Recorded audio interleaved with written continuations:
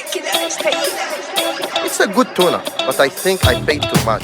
I always wear my mask and wash my hands after going home. I am the king of the ring. Welcome to the Japan What Podcast, episode 192. And I am your host, Matthew PM Bigelow.com. And I'm coming at you from the Aizumicho Studios in Shinjuku, Tokyo, Japan. The Armpit of Asia. Covering Japan Society 5.0, AI markets, depopulation, migration, and rising conflict in the Indo-Pacific. We thank you for coming on to today's show. Busy day today as usual. Don't know about you. Keeping busy. Before we get into the news today, I wanted to explain how gambling advertising works in Japan. Not all the time, but a few times. Now, people will say, well, gambling is illegal in Japan. Oh, there's a lot of illegal things in Japan. Sure, gambling is illegal. No doubt about it. Now, what's pachinko, you might ask? Well, it's not gambling. It's people that put money into a person's hand at a pachinko parlor, and they receive many little steel balls or metal balls. They put these balls into a machine that shoots them around in this machine, and you have like a little air controller, and you try to get the balls into a slot. If you get enough balls into a slot, you can get little chips or cards, and then you take those cards outside the shop, and right outside the shop, there's a shop that accepts those cards and will give you things like cigarettes or money in exchange for those cards, and that's not gambling. That's not gambling at all. It might sound like gambling, but it's not, because gambling is illegal in Japan. So there's also lottery, tickets that you can buy and stuff like that. Now, how are they advertised? Well, of course, there's commercials and stuff like that, but there's also a long-standing tradition of using only the finest musicians that go about and play music like this.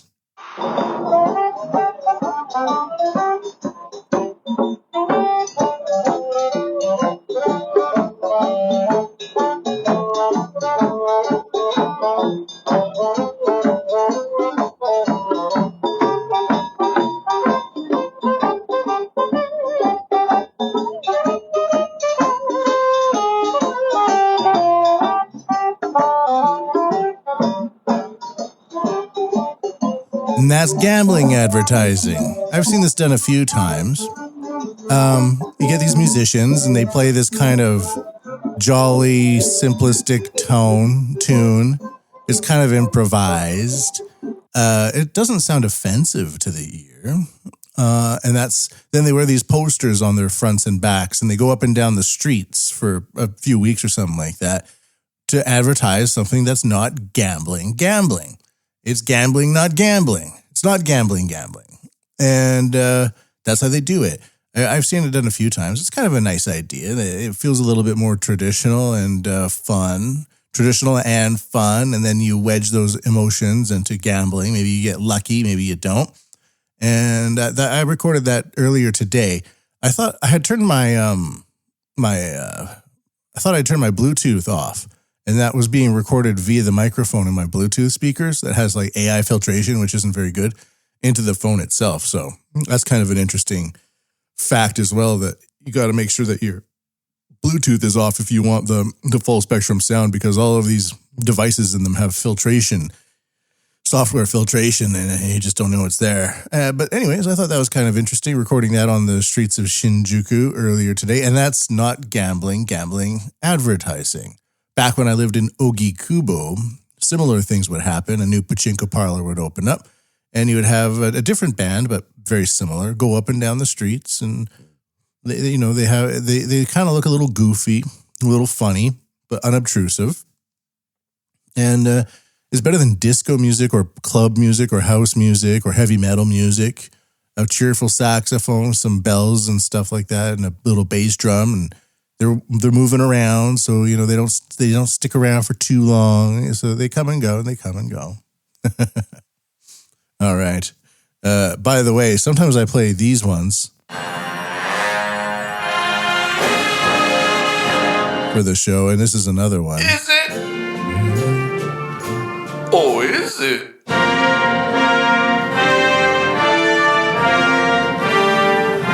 Those aren't gambling, not gambling jingles. I recorded that at a live performance of the Japan Self-Defense Forces band playing for a festival in Nakano, like maybe 7 or 8 years ago. And I just thought, well, that sounded good. And then the recording turned out great. Notice how like the audio quality is so different from this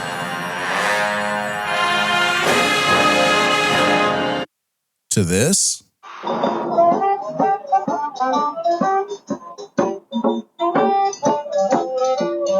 Really notice a difference with filters and AI filtration, and it's good for advertising because you look on the box, but there's something inhuman about it. It feels like it's been passed through some sort of unholy hand and then delivered into my ears. I'd rather have a little bit more of like the atmospheric noise and have a rich dynamic sound in my ears than something that's just filtered, because when you filter frequencies, you might be filtering like low frequencies to get rid of traffic noise or something like that. But my voice also has low frequencies.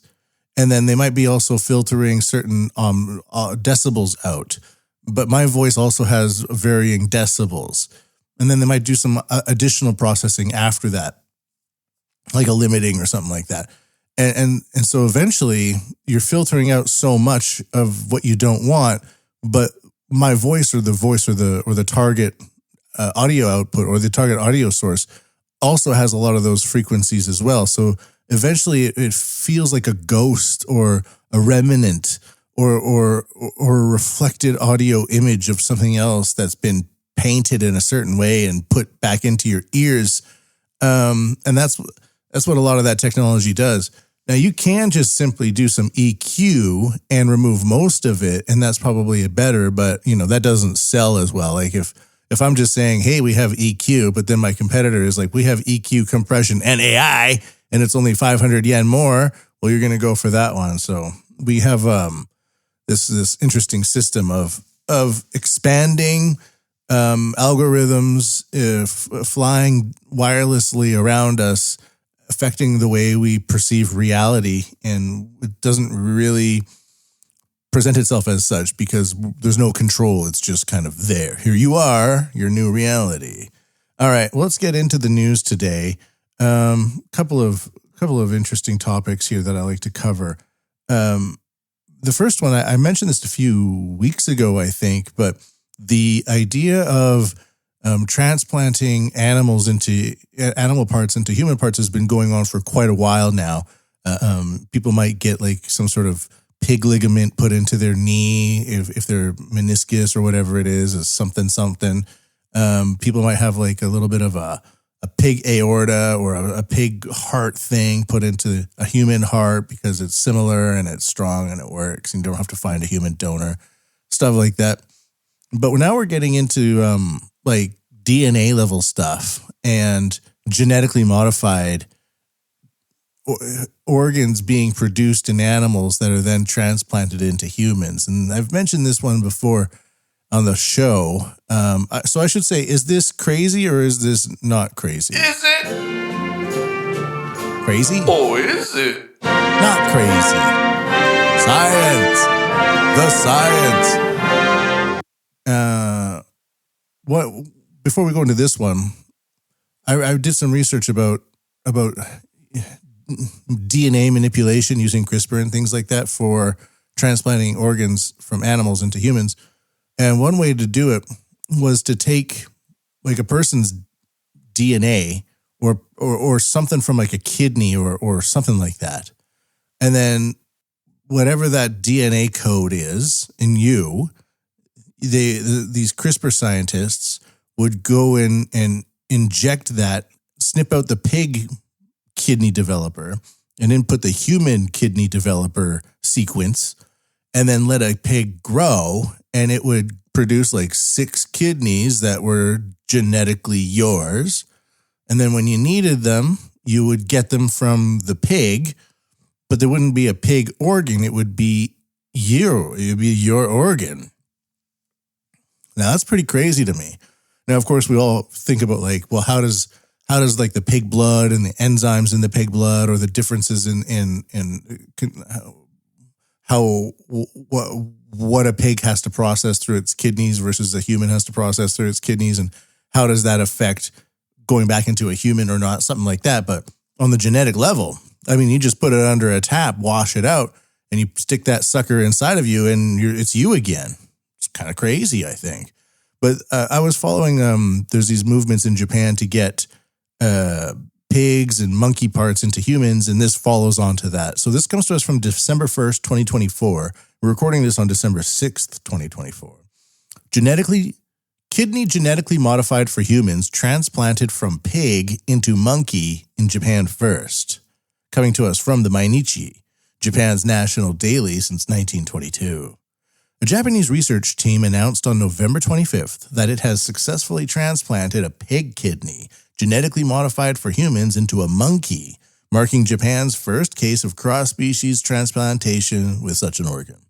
The team, including Kawasaki-based venture company Por Medtech Co., Limited, a spin-off of Tokyo's Meiji University, hopes to move ahead with clinical research involving humans as early as 2026. That's what it is, xenotransplantation. This word was like not quite on the tip of my tongue, but kind of hovering around in the soup in the back of my mind on a back burner. Xenotransplantation, which involves transplants between different different species, has already been performed in the United States and China, with genetically modified pig hearts and organs being transplanted into humans, and the organs have been confirmed to function. In February this year, Pork Medtech also produced genetically modified pigs for the first time with a view to transplanting their organs into humans, as covered on the Japan What podcast. The research team says 36 genetically modified piglets have been born to date, and 13 of them are currently being raised. In the latest transplant, a kidney from one 9-kilogram pig, aged 2.5 months, was transplanted into a male crab-eating macaque that had both of its kidneys removed. It was confirmed that blood flowed normally into the kidney transplanted into the monkey, and normal urination was observed. Oh, it's my favorite part. You ever watch a monkey urinate? It's fantastic. Researchers will observe the treated macaque for about half a year. By sometime in 2025, the team hopes to conduct transplants into monkeys at a rate about 1 a month to gather data. And it goes on from there. So we're at the monkey stage. Soon we'll be at the human stage. And then we'll be at the normal stage. Is it? Oh, is it? Crazy or not crazy? Refrigerator maker caters to growing demand to store dead pets. The Asahi Shimbun. A strange way to begin. Anyways, let's go. A new product, planned by a refrigerator manufacturer, elicited gasps of horror from within the company. Quote, "We're making refrigerators to store food, and you're putting dead bodies in them?" One employee asked Hiroyuki Iwane, president of Tatumi Industrial Co. The new refrigerator, called Okuriku Petto, acts as a mortuary chamber for dead pets. Essentially, it preserves their bodies until it's time for cremation or other burial services, like flushing a fish down a toilet. It went on sale in August. The large white refrigerator has various sized doors, each of which is decorated with a photo of an animal, including a dog, cat, hamster, and parakeet. Inside each door is a rack with a basket for the corpses. The number of racks and doors, as well as their sizes, can be changed to match different kinds of pets. Tatumi Industrial's flagship products are drink refrigerators at stores. It holds an 80% market share in food refrigerators for convenience stores in the Tokyo metropolitan area. The company entered the end-of-life industry during the COVID-19 pandemic. There's like waiting lists for cremation and stuff like this, and I don't think it's for humans quite yet. Like if your loved one dies, but you're having a great weekend or whatever, you can't really use it for that. But if you wanted to, if some sort of pet tragedy occurs inside of your household and you don't just want to leave them baking in the sun, or you don't want to bury them in the yard and dig them out later, this product might be for you. Is it? Oh, is it?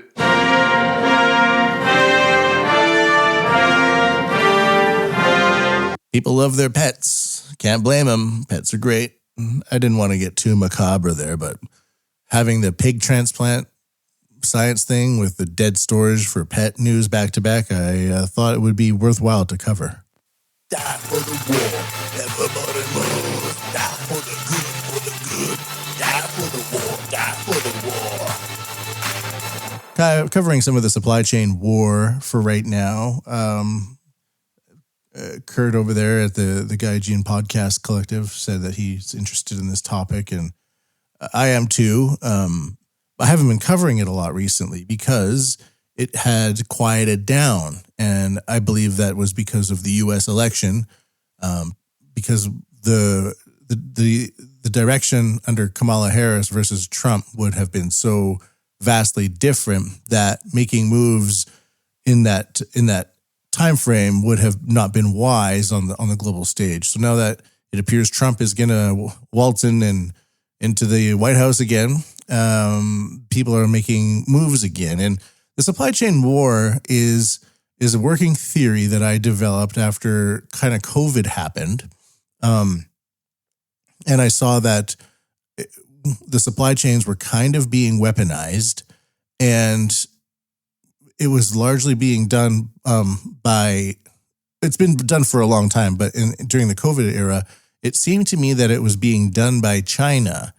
And then China has had these long-standing aims for carving out its own supply chains for about 10 years now, called the Belt and Road Initiative.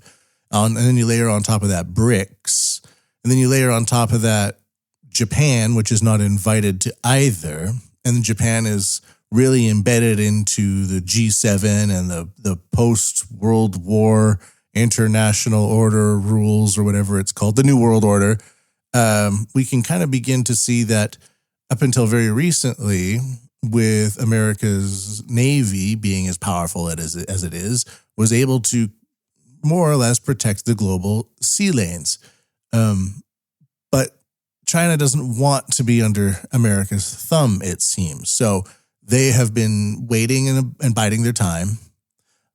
I'm biding my time, 'cause that's the kind of guy I'm. That's a Gershwin tune, sung by cowboys.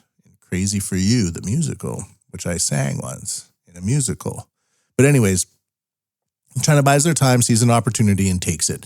And during the COVID era, Wuhan, the center of the controversial COVID outbreak, controversial to say the least, I researched Wuhan, and it was a global industrial hub for everything. Car parts, telecommunications, manufacturing, chips, like just everything was going through Wuhan. And Wuhan is deep into China. It's like 1,000 kilometers or something like that from Shanghai, or 800. Like, it's far in there. And of course, China is largely a closed society for the rest of the world. Like, it's quite hard just to go wandering around China and not stick out and not be tracked and traced and do all that. So the whole world kind of got suckered into putting their supply chain networks into Wuhan. The outbreak happens. Wuhan gets cut off, and then the whole world supply chains goes into a real mess. We had the chips for the car parts. People couldn't deliver. All the COVID rules that came up all of a sudden, just ports were backed up of the wahoo. China started hoarding the containers and stuff like that, driving up the cost for Western countries while driving down the cost for Chinese, companies and stuff like that. And it really began to occur to me that while everybody was panicking about the virus, I was really focused on the supply chains and kind of going, well, we're being yanked around here. And there's nothing we can do about it, because you can push around a country if you're like America or whatever. You can push around an Argentina. You can push around a Germany, maybe even. You can push around a lot. But when it comes to China, you can't push it around that much because it's where everything is made for the consumer in America. So you can't just say, hey, China, stop doing it, because China has a massive amounts of leverage. So there's this supply chain war, and it's developing more and more. It's becoming more and more sophisticated. And I even view the Ukraine-Russia war as part of the supply chain war, where Europe drove Russia away into the arms of China, and the Donbass area of Ukraine, which is where a lot of the conflict has happened, is a valuable production hub and has a lot of minerals there. So why would Russia leave it behind? And if Russia has a big plan for the next 100 years, well, that area would certainly be a healthy contributor to it. So that's one area. And then the BRICS on one side and the G7 on the other side, the lines clearly are divided in these conflicts. And same thing with Gaza and Israel and Lebanon. We have China, Iran, Russia on the Gaza side. And we also have, America and the rest of the G7 on the Israeli side. So wherever we see these conflicts occur, I was kind of looking at this as two maps on top of each other. And it's almost like where the conflict comes up is where the mushrooms sprout up in a forest. And then the evidence of the supply chains and the supply chain wars is like the mycelium network in the forest floor, which is what the mushrooms rely on to grow and network. So it's almost like the map on top of a map. You can have a map of mycelium. That's the word, right? Mycelium. And then you can have a map of the mushrooms on top of it. So the mushrooms are where the conflict is sprouting up. And the mycelium is like the network underneath it. And where the mushrooms sprout up or the conflict sprout up, it seems to me that each time it divides the same teams against each other.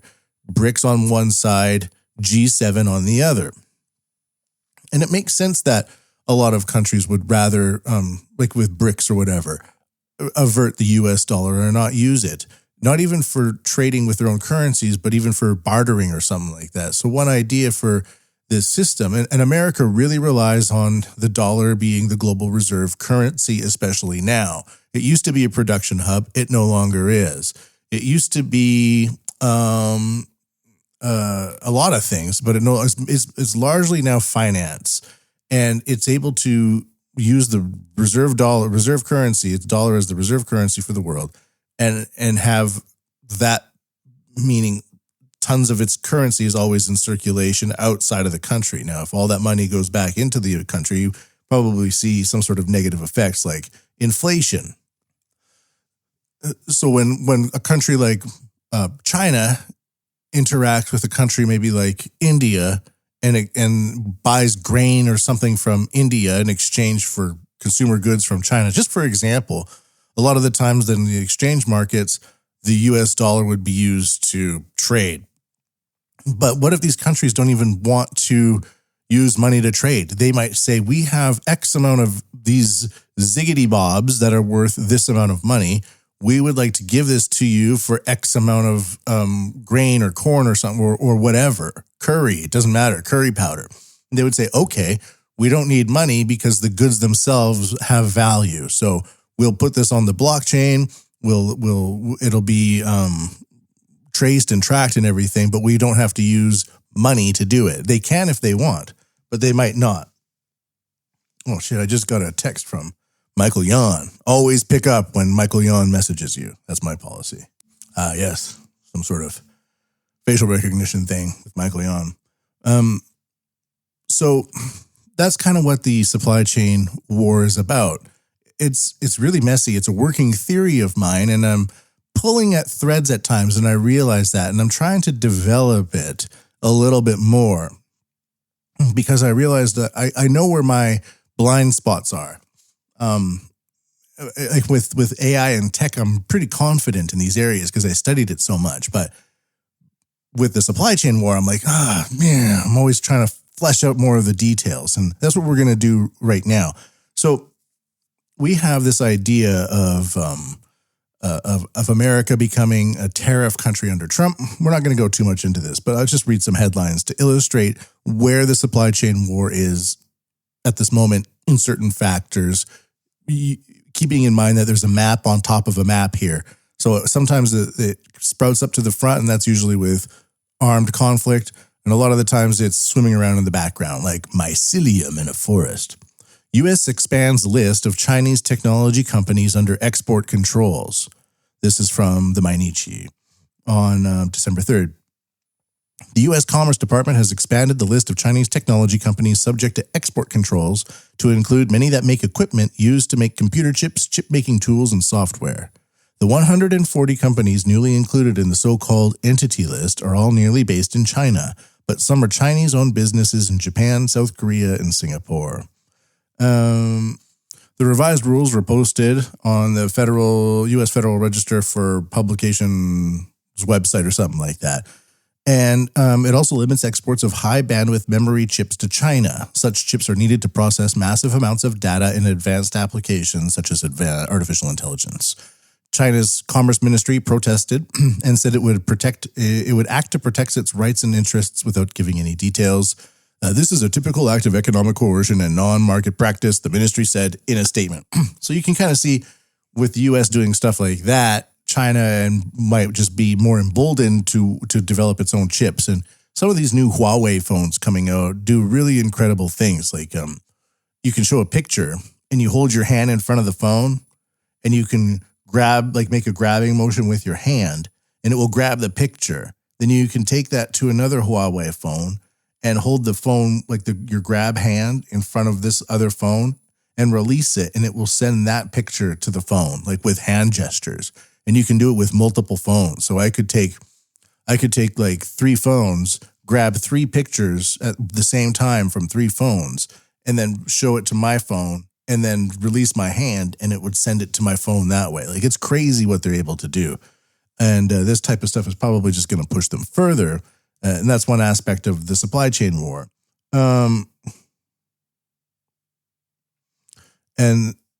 China mineral export curbs heighten Japan's supply chain fears. So this comes to us from the Nikkei Asia. So China said it was going to respond, and it did on December 5th. That's yesterday. It says China new export curbs are fueling concern among Japanese businesses over the global supply chain of industrial important materials like gallium and antimony, especially with friction between Washington and Beijing expected to rise under the incoming Trump administration.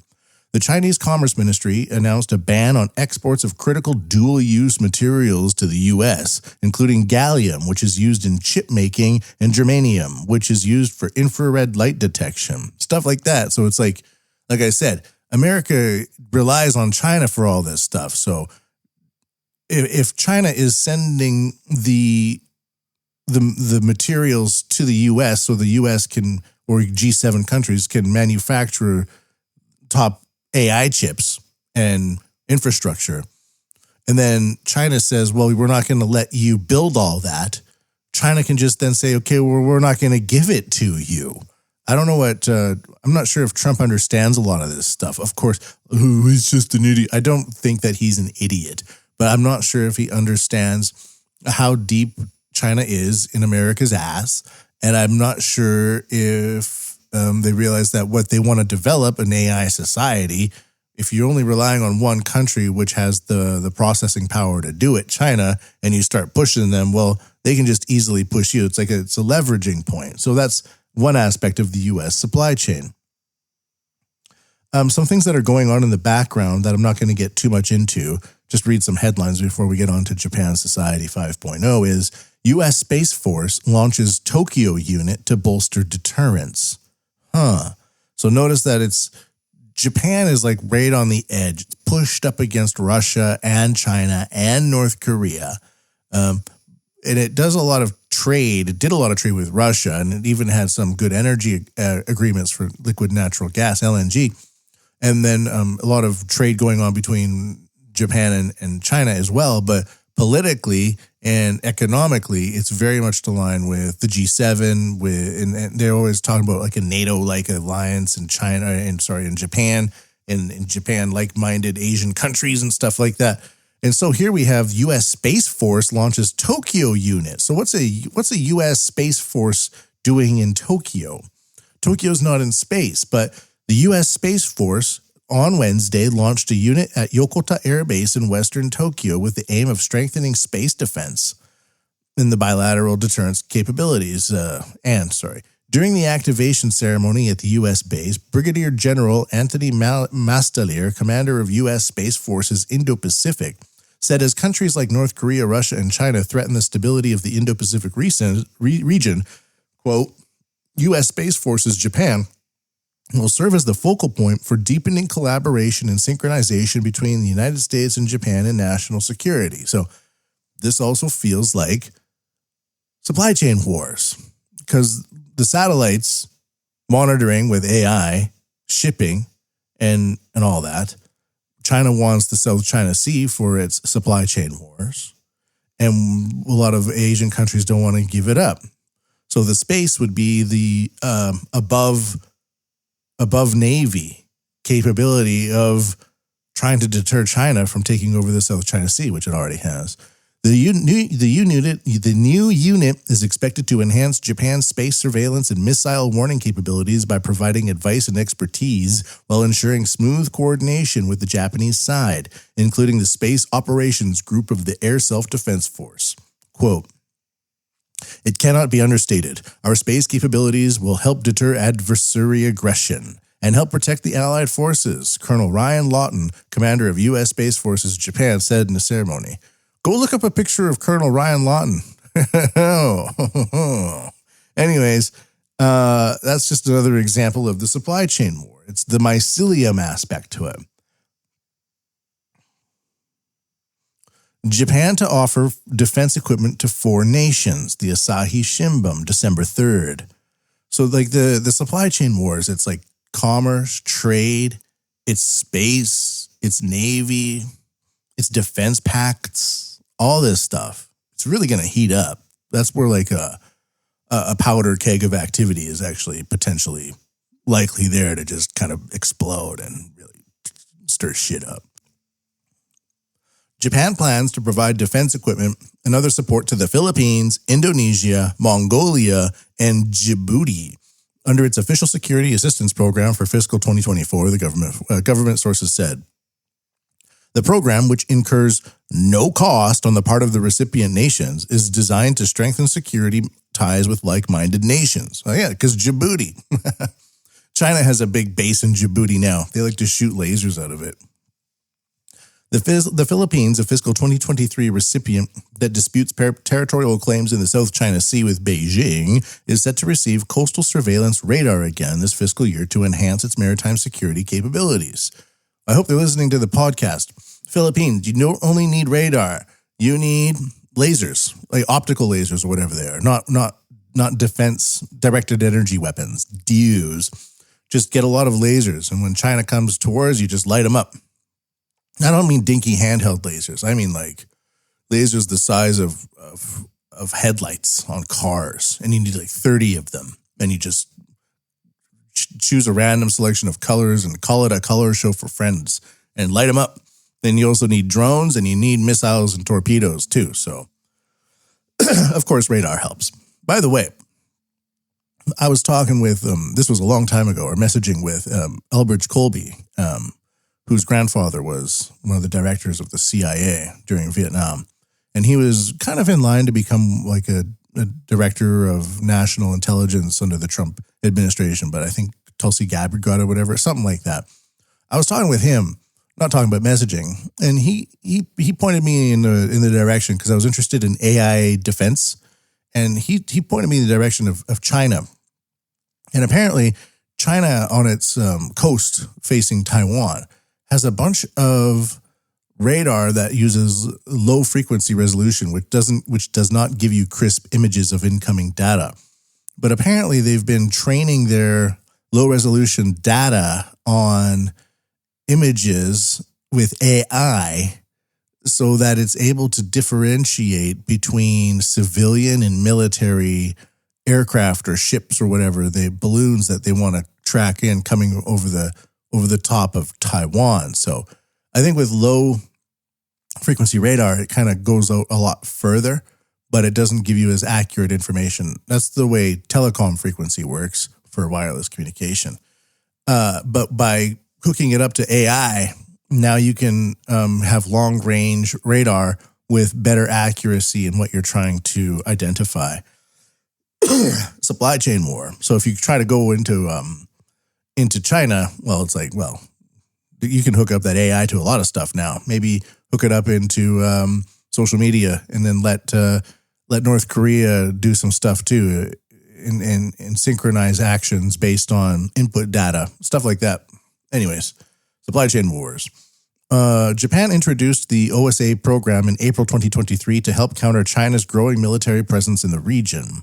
The government wants to help nations that share the same values and similar diplomatic challenges so they can improve their security capabilities and deterrence. Yeah, like in Djibouti, which is a Gulf state, is it not? So that's another one. And notice how it's Mongolia is, we're trying to maybe get some favor, curry some favor in Mongolia. Indonesia, maybe the same thing. Indonesia plays both sides pretty well. But Philippines probably needs the help, right? But it's always like these kind of like similar, it clearly divides along these lines. A little bit of layover, a little bit of overlap, but not exactly a huge amount. Nothing shocking. And this next one comes to us from dronejp.news, and it's in Japanese. But the reason I put this in here is that it's going to lead into Japan Society 5.0, and it overlaps with that. So drone.jp.news. So Anduril and OpenAI to collaborate on defense AI to protect U.S. and allied forces from drone attacks. OpenAI is, of course, ChatGPT, originally founded by Elon Musk, but then Altman with Bill Gates and Microsoft kind of posed it. Now we have OpenAI being used more and more by government applications, but now they want to do defense AI to protect U.S. and allied forces. So we have that Chinese AI with the drone, with the radar. Well, what about ChatGPT AI or OpenAI AI to protect U.S. and allied forces from drone attacks? By combining OpenAI's advanced models with Anduril's high-performance defense systems and Lattice software platform, the partnership aims to improve the national defense system that protects U.S. and allied service members from attacks by unmanned drones and other aerial devices. Anduril and OpenAI's strategic partnership will focus on improving the nation's counter-drone systems and their ability to detect, assess, and respond to potentially lethal aerial threats in real time. As part of the new initiative, Anduril and OpenAI will explore how to leverage state-of-the-art AI models to rapidly synthesize time-sensitive data to reduce the burden on human operators and improve situational awareness. Anyways, it doesn't really go into all the details, but I was like thinking, well, why is ChatGPT and OpenAI like? This guy comes to Japan, meets with the prime minister, and the prime minister like immediately he's like, we need to work with these guys as much as possible now. I'm like, well, that's pretty rapid. That's pretty rapid. So is this being done in Russia? Is this being done in BRICS as much? Or are we seeing like a new layer of technology layering into the G7, like with Facebook or with Microsoft and Google? And now OpenAI seems to be doing that as well. Interesting, isn't it? So these are kind of aspects of the supply chain war. And there's the two layers that I've decided. There's the overlap, there's the top layer, which is where the conflict is popping up, flashpoints. And then there's the underlayer, which is the mycelium network in the forest floor that leads to the causation of mushrooms to sprout up where they do. That's the supply chain war for today. Die for the war. Everybody move. Die for the good, for the good. Die for the war. Die for the war. All right, Japan Society 5.0. The fourth industrial revolution will enable us to create a new society. Artificial intelligence will transform the big data collected through the Internet of Things into new wisdom. Yes. Society 5.0, a technology-based, human-centered society. The fourth industrial revolution will raise our standard of living and solve various challenges we face. It will, for example, free us from the stress of driving, allowing us to safely visit anyone, anytime. We will have access to the latest medical advancements at a low cost, no matter where we are. AI and robots will enhance human ability and expand our infinite possibilities, helping us enjoy more fulfilling lives. Society 5.0, for the betterment of human lives. Thank you, Japanese government. Japan Society 5.0. A big, beefy topic.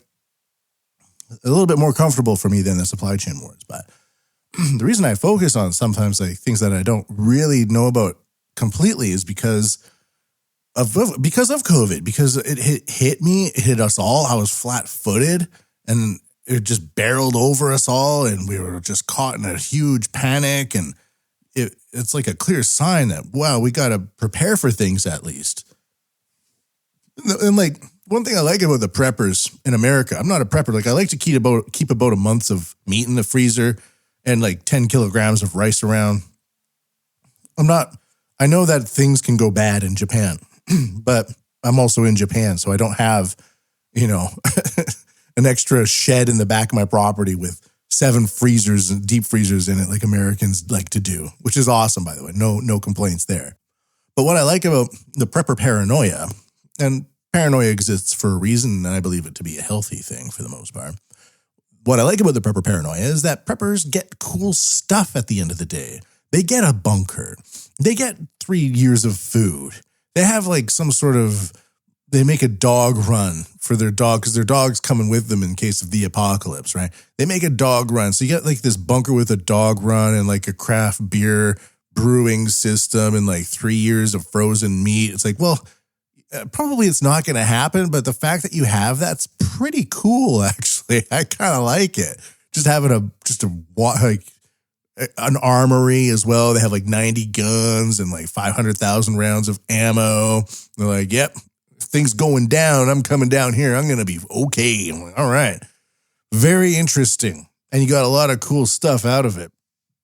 Whereas opposed to a lot of left-wing paranoia, it's like, Hitler's coming and I can't have anything because the environment, the islands in the Pacific will disappear if I eat too much beef because of the farts. It's like, well, you get nothing. You get death. Unfortunately, these days, it used to be the opposite. But I don't really need to get political. But man, the preppers, a very interesting breed of people, aren't they? And they get cool stuff. I'm not sure if I want all that paranoia rattling around my brain at that level all the time. But I think if you're like a countryside person, it's healthier because you got to be aware of that. But anyways, so let's get into Japan Society 5.0. One thing that I'm noticing recently with a lot of the tech that's coming out is that it's not obvious. And this is a key factor for why a lot of people dismiss AI, although I don't really hear them dismissing it so much. But we can't see it for the most part anymore. It's an unnoticeable ooze or an unnoticeable seep or an unnoticeable distribution into our society, into our daily lives. What I like to recap is with the airplanes, when they first came out, boy, would you notice an airplane. A Zeppelin hovers into your town, floats into your town or whatever. Nuclear bombs go off and they watch them on TV. The moon landing, if you choose to believe it. What are some other things? Even iPhones, smartphones, flashy screens, and headphones, and cars, and all this stuff. But with the new range of products coming out that are, network based and AI equipped, more and more of them don't have a screen, like a ring that's connected with for payments. You put money into a ring and then you can tap the subway machine and go onto the subway with it. Stuff like that. Equipped like near sensors and things like that. Well, this one as well focuses on the spread of of an unnoticeable revolution, and that might kind of be where I'm going with the title for today's show is a non-visible revolution, something like that. And this is a wearable device. And I used to dismiss these things, but with the miniaturization and the increase in functionality in the cloud layer, because that's where the revolution is actually happening. It's happening in the cloud. All those data centers, that's the cloud. And so we get these little devices that we put on our hair or wear around our wrist, and they improve over time if they don't get destroyed. That's another interesting about this new wireless technology is that the wireless technology outlasts the housing that it's inhabiting. So like a pair of Bluetooth headphones might last me a year, but it's not because the battery gets ruined or the Bluetooth no longer works. It's because the plastic starts falling apart, something like that. So this product expands on that type of idea. World first, wearable AI memory capsule plowed note pin equipped with ChatGPT 4, now available for pre-order in Japan. Plowed note pin is a multifunctional AI voice recorder that can be worn in 4 different ways: as a magnetic pin, neck strap, wristband, or clip. With one touch, you can record audio from meetings, lectures, phone calls, etc., and transcribe, summarize, and create mind maps. In addition, by using a dedicated app, you can transcribe audio data in over 59 languages and choose from 21 different summary formats to suit a variety of situations, such as meetings, calls, seminars, business negotiations, lectures, and interviews. In addition, the latest AI search function allows you to easily search and track specific conversations and topics from a huge amount of audio data, so you can find not only what you need without any hassle. It also has speaker identification function, so you can accurately track who said what. In addition, you can create summaries using templates jointly developed by industry experts. In addition, the 20-long-hour battery life and high-quality HD recording allow you to record every detail of events clearly. With these various features from Plowed Note Pin, you can expect to significantly improve your daily work efficiently. And I think there's like a YouTube video. We can play it.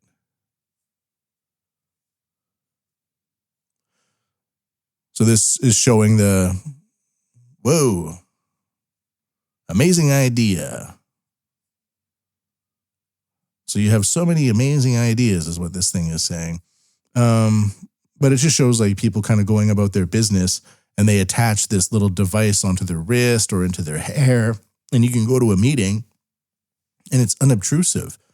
And you record everything and then it puts it into the voice who said what, and it takes the minutes, and then you get home to your computer and it will send it to you, that data to you via the cloud. So that's an idea of a non-visual revolution where it doesn't, like, if you were wearing a hidden camera, people might be like, what's that in your glasses? Is that a hidden camera? Well, this isn't even that. This is just an accessory. And you wouldn't think to notice that it's connected to a cloud and it's recording everything and transcribing everything. I think James O'Keefe could use this pretty well. Next product is an AI suitcase.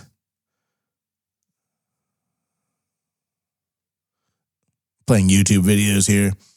This is the AI suitcase, and so it says, the suitcase says, "How may I help you?" Now, this is a suitcase aimed at assisting those who are not, who don't have perfect vision, who have sight issues, not necessarily blind, but have terrible vision. It's just another way to say it.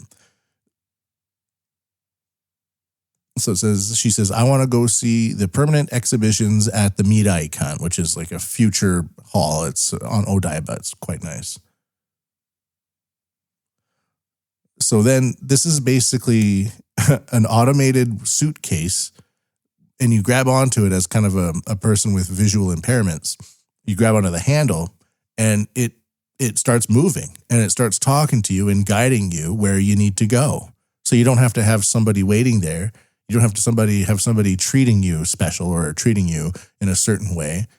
The suitcase takes you there. So you might not notice that like with a stick, like a walking stick, tack, tack, tack, tack, tack, you're like, it's a blind person.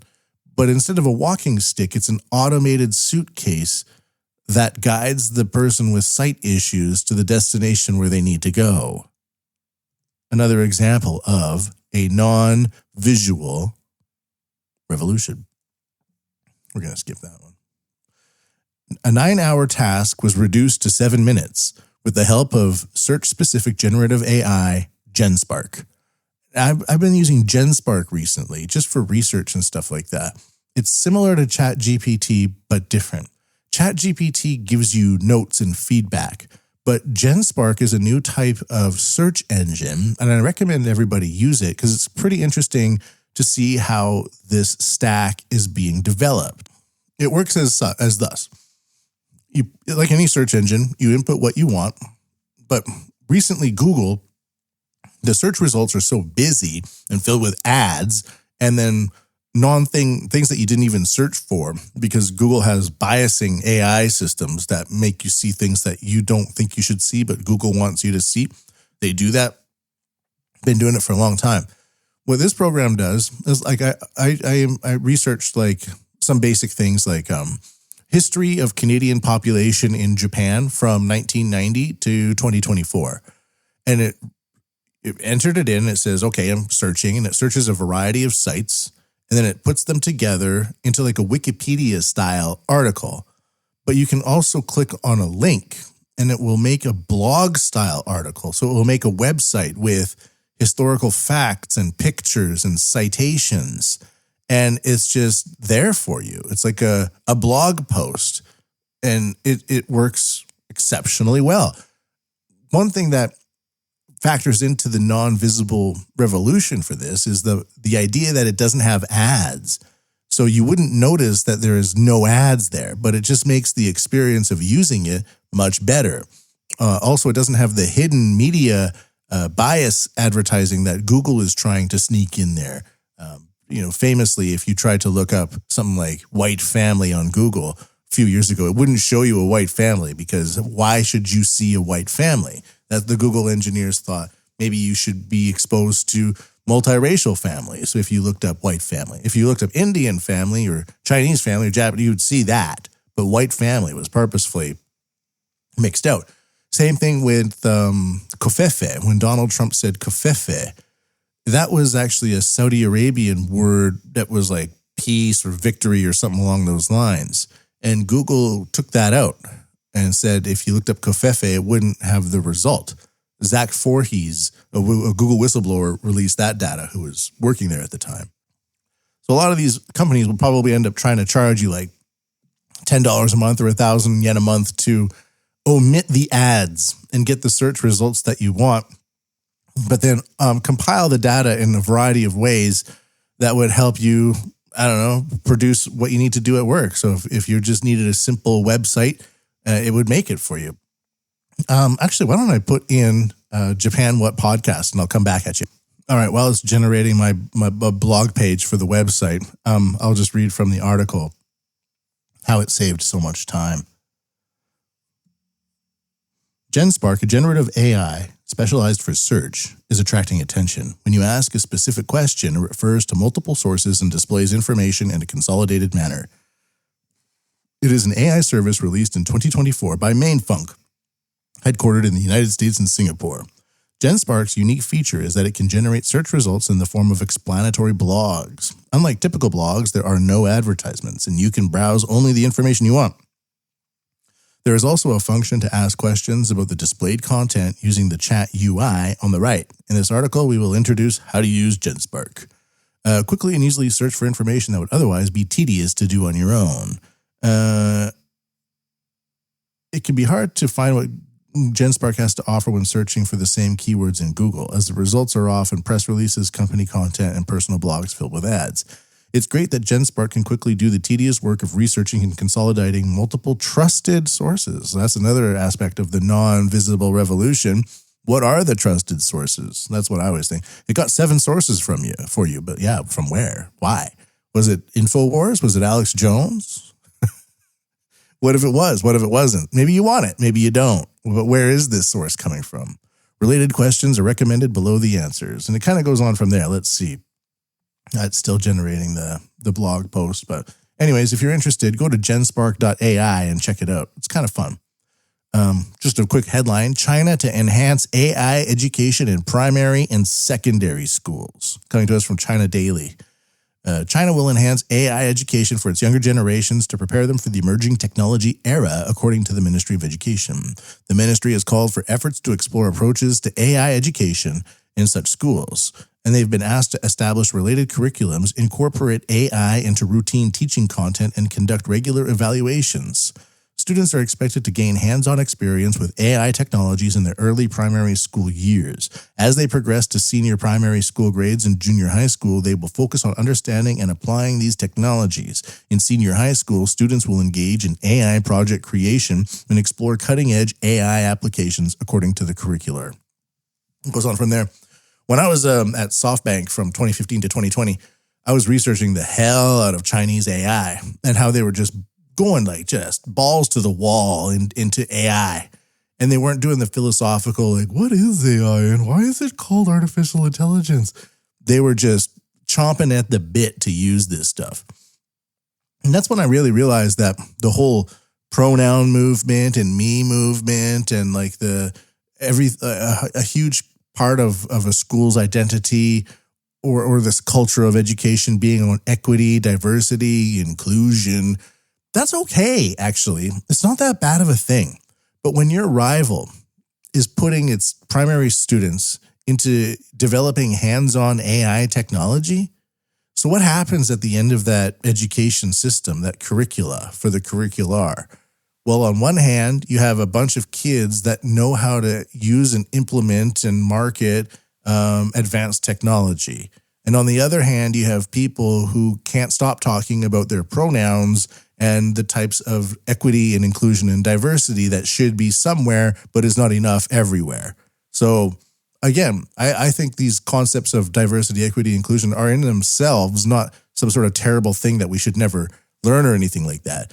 But what if the West, what if the G7, the supply chain wars, what if on one side we were training our youth in these directions to handle the future that's obviously coming to them, instead of trying to manufacture a future based on an ever-shifting idea of what is fair depending on what is valuable at that point in time. It's a really, that's an existential threat for me. That's an existential, that's a civilizational changing direction to go into. It really is. All right, next headline. Japan has the lowest rate of AI utilization use in the world. Next headline. NEC develops technology that enables iris recognition, even with low-resolution images taken with small facial recognition cameras. So we're going to move into the facial recognition part right now. Here we go.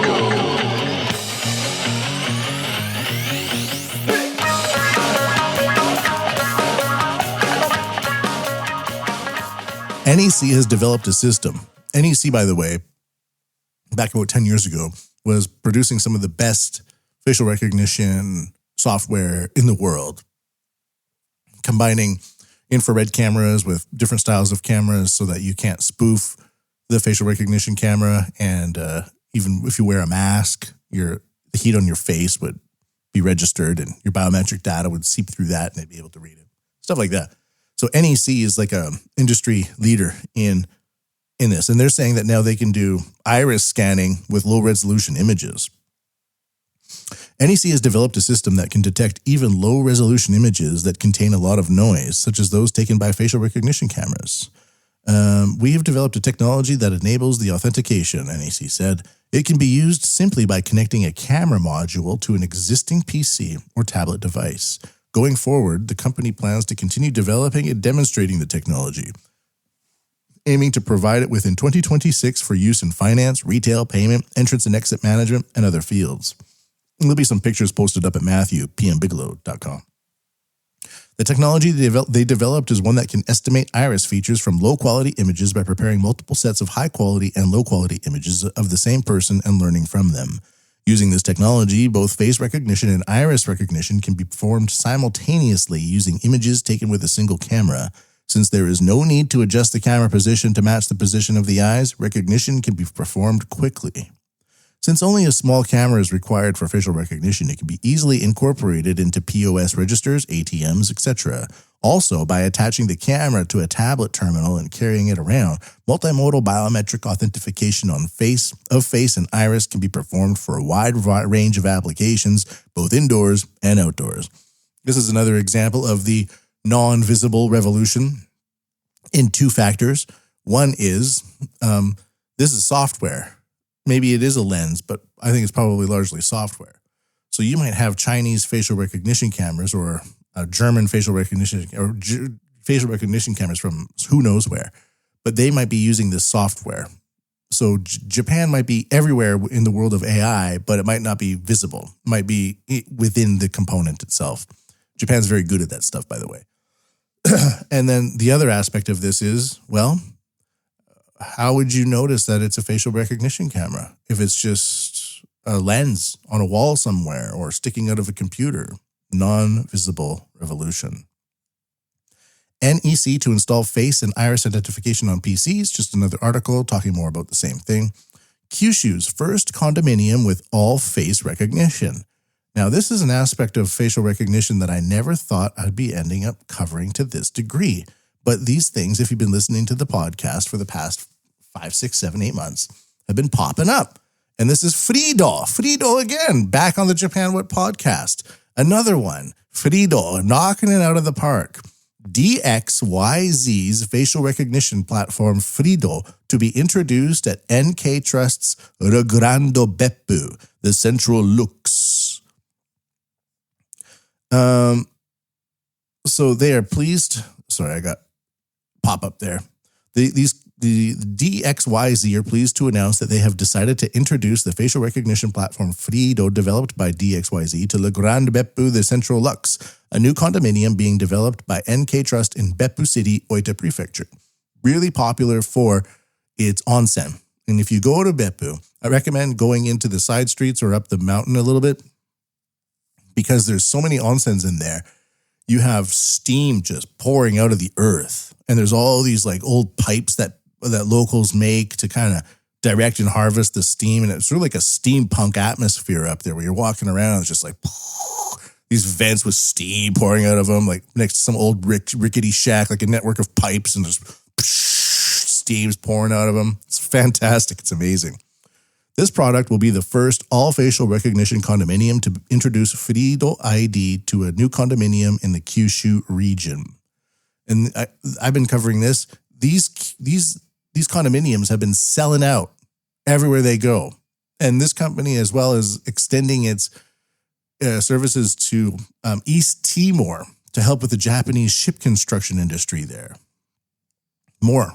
Vision AI raises 50 million yen to help reduce labor in stores with AI cameras. Vision AI, a retail store support company, will begin a business in 2025 that uses cameras equipped with AI to help stores reduce the number of staff required. Technical verification will begin in the spring of 2025 at the company's Mox store, and the company will test the system at convenience stores in the fall of the same years. To be used for business development and other purposes, the company raised 50 million yen. Vision AI was established in October 2012 by Yoshinobu Hirakawa, who had previously worked on digitization support for the retail industry at CyberAgent. Instead of using expensive weight sensors, the company aims to keep initial implementation costs to around 5 million yen by combining its own developed computer vision and AI with commercially available cameras. All right, if we want to know more, we got to pay. I'm not going to pay. No. AI camera detects dangerous crossings and issues audio and light warnings in Kariya City trial. Now, this is where we get into like the aspect of creep, of facial recognition creep and government creep. So I think if a company wants to use it, it's fine. You can choose to go into a company or not go into a company that's using facial recognition as like a consumer or something like that. But what do we do when the government starts using it willy-nilly? NTT West, in cooperation with the Kariya City Smart City Promotion Council in Kariya City, IT Prefecture, will conduct a demonstration experiment of dangerous behavior detection and warning using AI from December 7th, 2024 to March 9th, 2025. By the way, sometimes I leave all this translation stuff because these are all translated so that people listening can get an idea of how Japanese people organize data and how they name things. Like this is the name of something. Kariya City, Smart City, Promotion Council in Kariya City. That's the name of the place. That's pretty on the nose, isn't it? I wonder what they do, you know? I think it's pretty obvious. The Kariya City Smart City Promotion Council in Kariya City. Imagine having to be the person that has to say that 30 times a day. The experiment involves installing AI cameras, speakers, lights, etc. on roads. And when the AI cameras detect dangerous behavior, such as pedestrians crossing roads without crosswalks or bicycles riding the wrong way, they will alert the pedestrians with voice from the speakers and light from the lights. The experiment site will be the roadway adjacent to the eastern end of the station square at the north exit of Kariya Station, where traffic is heavy and dangerous pedestrians are frequently crossing. That's going to be on the test. The AI camera to be installed is connected to the camera and speaker via a power over Ethernet switch. And when the AI camera detects dangerous behavior by pedestrians or bicycles, the information is sent to the speaker and light, and a preset voice such as "Cross the road at the nearest crossing" or "Bicycles should ride on the left side" is played or the light is turned on. A mobile router and a small computer are installed in the same cabinet as the AI camera, allowing the image from the AI camera to be viewed remotely. Or a dissident could easily destroy that stuff, by the way. You should maybe consider upping the damage level that these things can withstand. Anyways, that's just an idea. I'm not sure how I feel about that.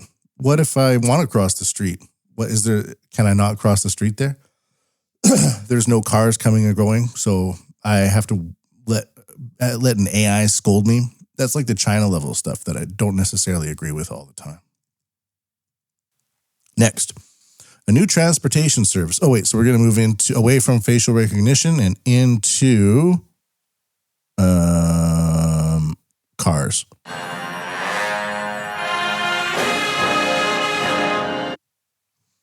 A new transportation service using AI with advanced reservation system. It's called Norasa and will start in Hirakawa City, Aomori Prefecture. A new transportation service using AI with advanced reservation system started in Hirakawa City on the 1st. Norasa, a demand transportation service that started in Hirakawa City, is a new transportation service with advanced reservation system. I'm telling you, the repetition that goes on in Japanese media drives me nuts, but it's everywhere. This one is from yahoo.news. The other ones are from various PR firms. They're all from different sources, but they just love repeating the information over and over and over again. All the time, every time.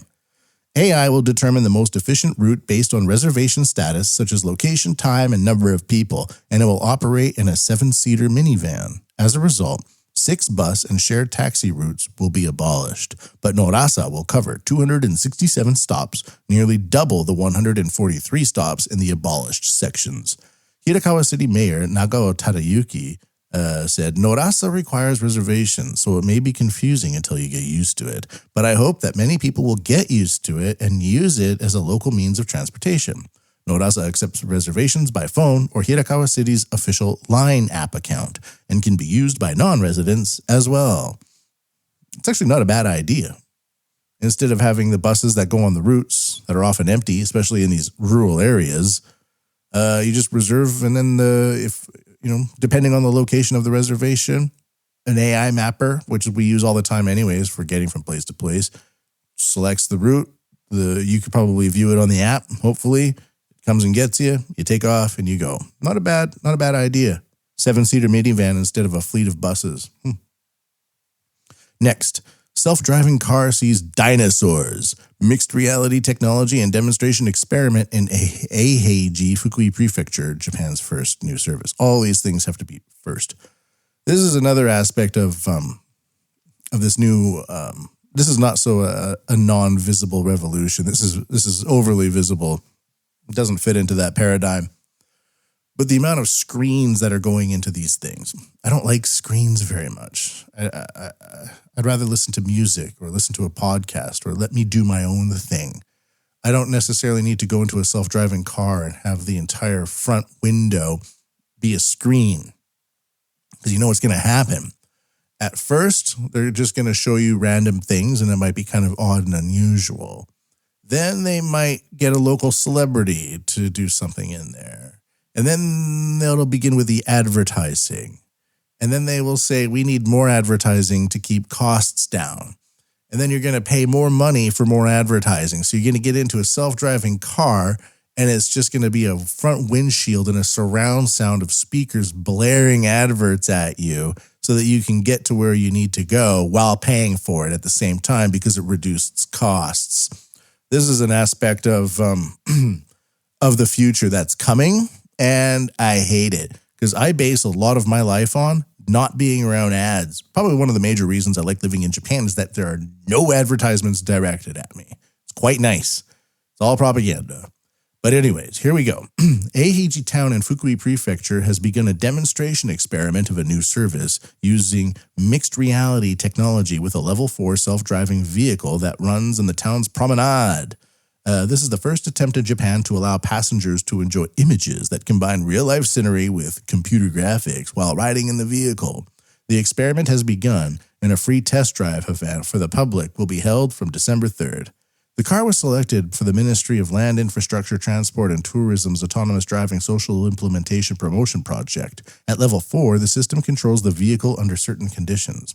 A large monitor is installed on the entire windshield, and as passengers do not need to stare at the road ahead. CG related to Eihiji Temple, dinosaurs, and the Kyuzuryu River appear on the actual scenery captured by the onboard camera, and famous places are introduced by audio. So this is going to be like a combination of local city councilors devising historical lessons for you, which are the worst because these people are unimaginative. You can be a super imaginative person and go into a government building to work and come out 3 years later, a total drone robot. And these are the people that are going to be providing you with like cheesy music and bad photos of some sort of temple that you already know about since you've been to like a little boy or something like that, a little girl, and they're going to be like, this is what you need to watch. The government decides what you stare at. No, I say nay. Nay. And I think that's going to be it for today. So that's Japan Society 5.0. So to recap, some of the major points are the non-visual revolution and the rapid expansion of this into the private sector. And there's going to be people with little devices around their necks that are recording audio in meetings, and that's going to be sent into a platform somewhere.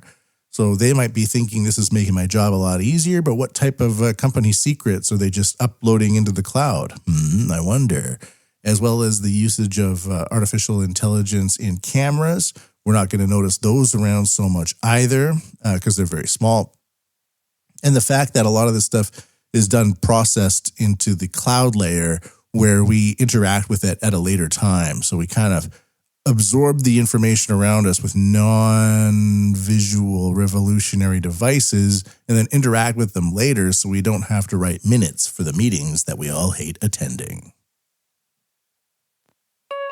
The fourth industrial revolution will enable us to create a new society. Artificial intelligence will transform the big data collected through the Internet of Things into All right, new wisdom. so I'm going to play a song written by AI. It's crazy how AI is just spreading. It's like when I started this podcast 5 years ago, it was like a random thing would happen and it would be like, people would be, that's never going to happen. But now everybody's talking about it all the time. And I kind of knew this would happen. I didn't invest in it though, which is my own mistake. But anyways, I'm going to take, what I do is I take all the headlines from today's show. I put them into Grok, that's X, and I get Grok to make lyrics. And then I put the lyrics into Suno, which is a music generator. And I make a song for review based on today's podcast. And you can listen to it So remember to go to MatthewPMBigelow.com and make sure to make a donation at paypal.me/JapanWUT. That's paypal.me/JapanWUT. At least give the website some traffic at MatthewPMBigelow.com. And click on some of those links as well to discover yourself what's going on in the world of AI, largely within Japan, but also poking into the external nefarious regions. Until next time, I bid thee a very happy and joyful, seasonal Ja Mata ne!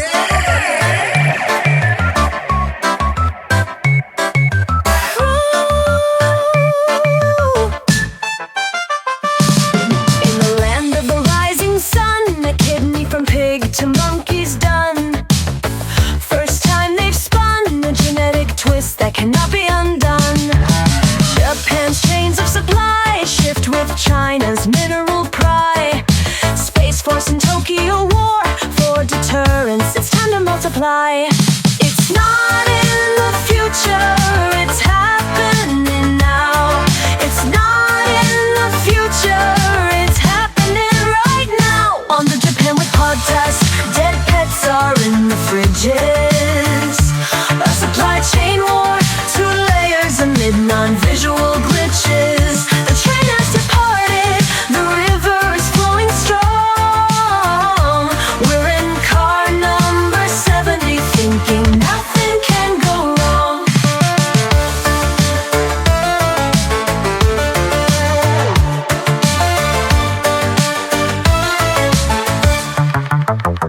Wearable memory, plotting open AI in capsules, tells us where we've been. Suitcases guide for the blind to spin. Any tech gives new sight within. Iris recognition in low light. Kyushu condos all face right. PCs now see both day and night. The future's here, it's in plain sight. And real and open eye. Join forces patrolling the sky. Shielding from drones with AI in the lead. Vision eye cuts labor where stores plead.